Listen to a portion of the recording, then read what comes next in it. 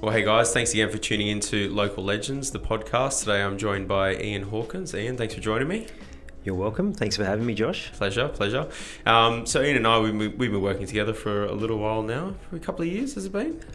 It's probably getting close to that. When you think it's only 12 months, it's probably more like 24 for sure. Yeah, it feels like it. It feels like we've progressed a fair bit. Absolutely. So you want to tell the audience a little bit about you, what you're about, more from a sort of maybe a personal side of things to start off with? Yeah, sure.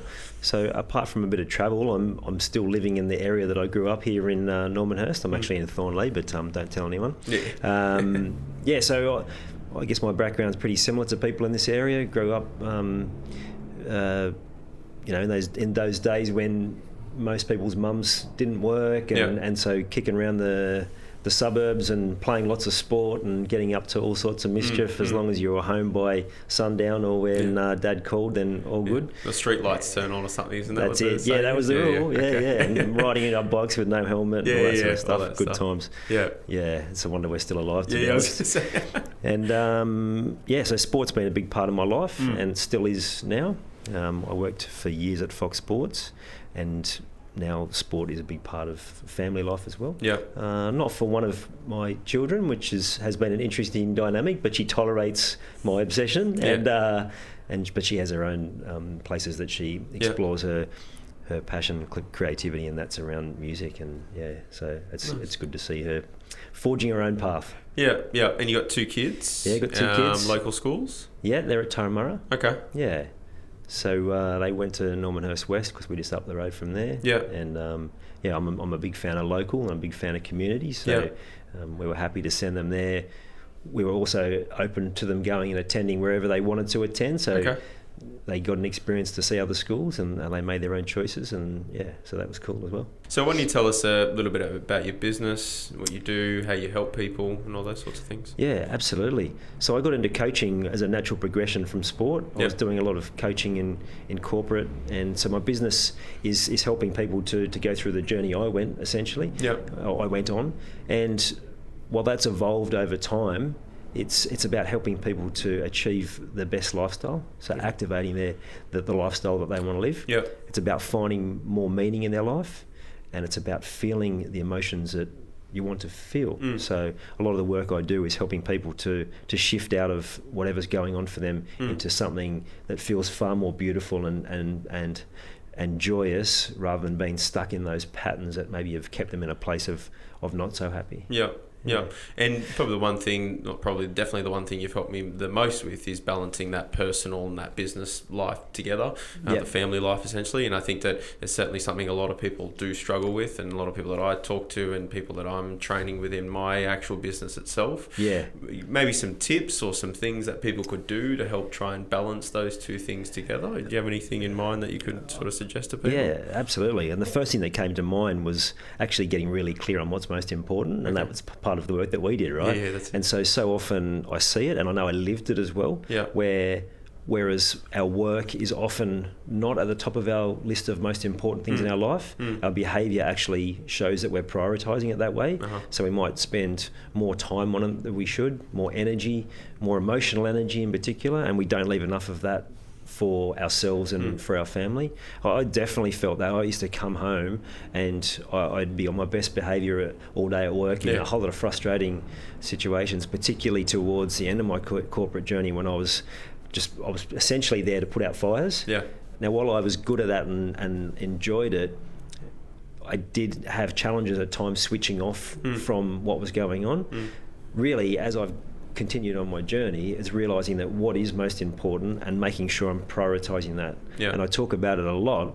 It's that old analogy, you've got to apply the oxygen mask to yourself first. If you're not making your well-being the number one priority in your life, then other things will suffer, because you can't. And it's not selfish, it's actually you're able to show up for the people in your world at the highest possible level when you're nurturing your own well-being. So when you say well-being, can you dive a little bit more deeply into that? Are you just talking about the health side of things, like a gym or a run or something like that, or is it mental well-being as well? It's way deeper than that.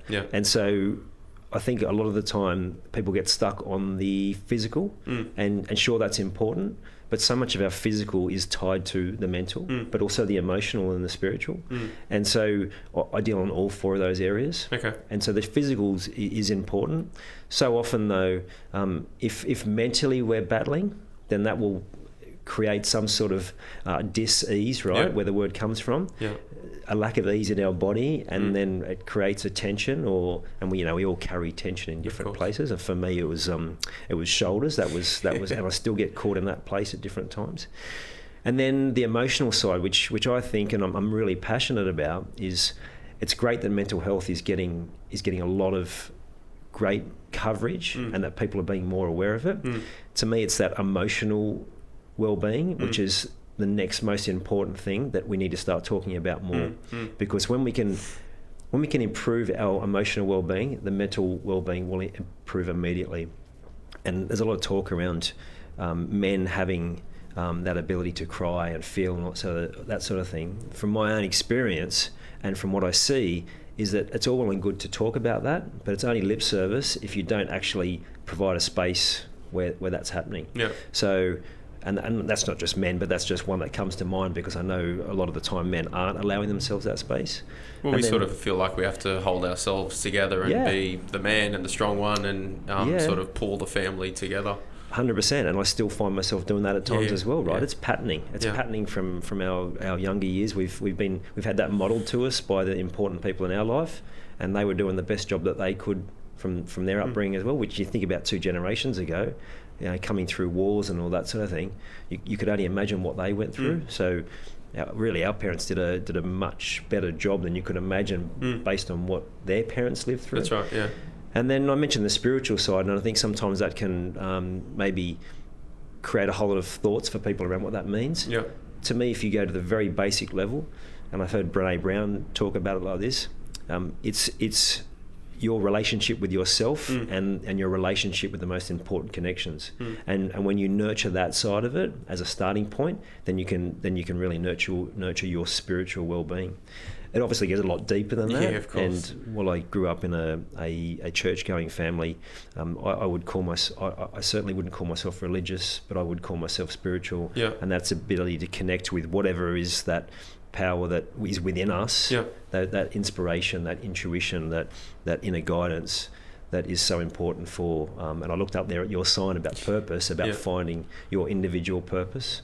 And I don't necessarily mean finding a definitive, purpose like save the rainforest, but actually what you can bring to the table like every day, and not making it some big unattainable thing. I've got to find my purpose. It's just, well, what is it that you bring to the table now, and how can you do a bit more of that? And that just brings so much joy and fulfillment to your life straight away. Yeah, definitely. It comes down to the 1% better every day. I was reading a book, Atomic Habits by James Clear, who may have, I think I passed that on to you and suggested you read that. He just talks about 1% better every day. I think that a lot of people feel like they've got to wake up tomorrow and just, if it's to do with health, wake up super early, go to the gym super early and do all these crazy things. But it's just the little things every single day that you need to do to improve. Yeah, 100%. And I actually read another book, The Slight Edge, where they talked about 0.3% better every day. I love it. Because for some people, 1% can seem like a massive jump. It is, yeah. Probably for someone like you, not so much. I've seen the hours that you keep, and your motivation is off the charts.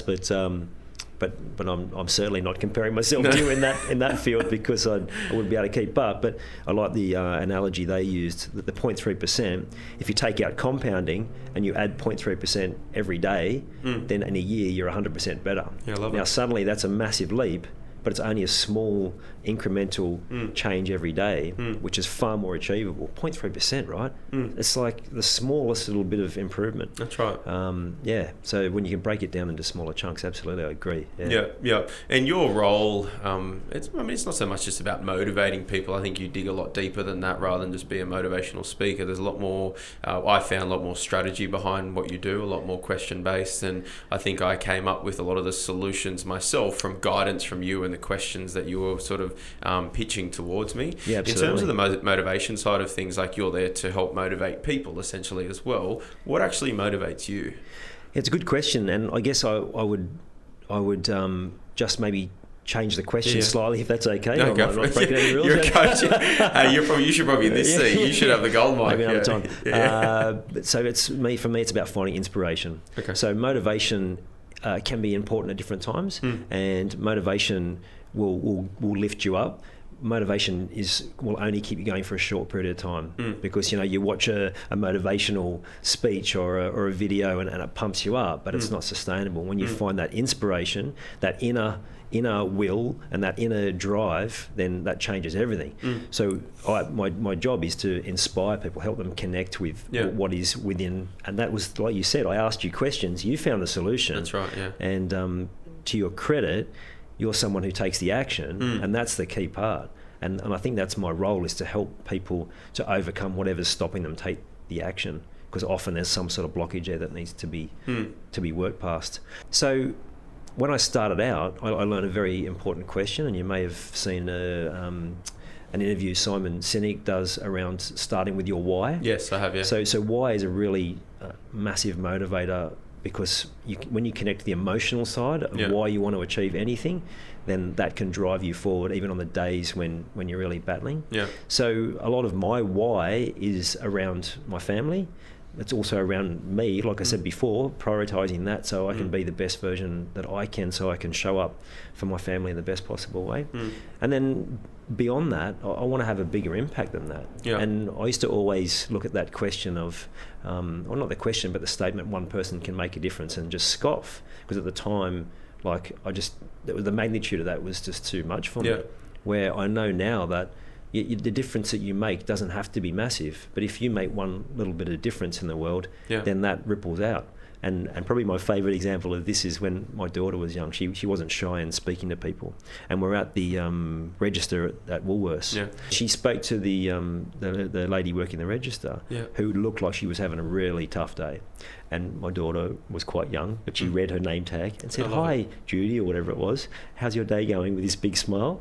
And so your daughter said that? Yeah. And so this lady's mood changed in an instant, right? I love it. Yeah. And so she's smiling, engaging in a bit of conversation. And so that made that lady's day. Yeah. And then just watching the change in her interaction with the next person, which was smiling. A bit more upbeat. Yeah, and it's like, that's how the little changes we make and what we bring to the table can cause that ripple effect, so you can make that shift.